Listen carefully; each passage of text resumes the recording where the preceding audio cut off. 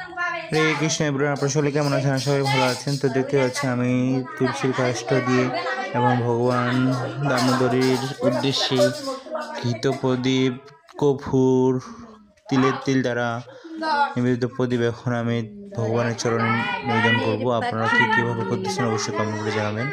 আজকে দামোদর মাসের শেষ দিন, তাই ভগবানের চরণে তুলসীর কাষ্ঠ দিয়ে শেষ প্রদীপ দেখিয়ে দিলাম।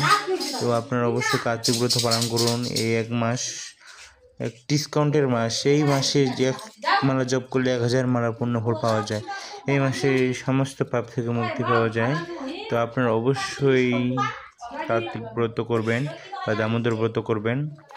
যারা যারা কার্তিক ব্রত বা দামোদর ব্রত করছেন অবশ্যই কমেন্ট করে জানাবেন, এবং কি আমাদের কল্যাণ চন্দ্র বর্মনে ইউটিউব চ্যানেলটি সাবস্ক্রাইব করে পাশে থাকবেন, এবং কি নতুন নতুন ভিডিও পাওয়ার জন্য পাশে থাকবেন। হরে কৃষ্ণ কৃষ্ণ কৃষ্ণ হরে হরে, হরে রাম রাম রাম হরে হরে।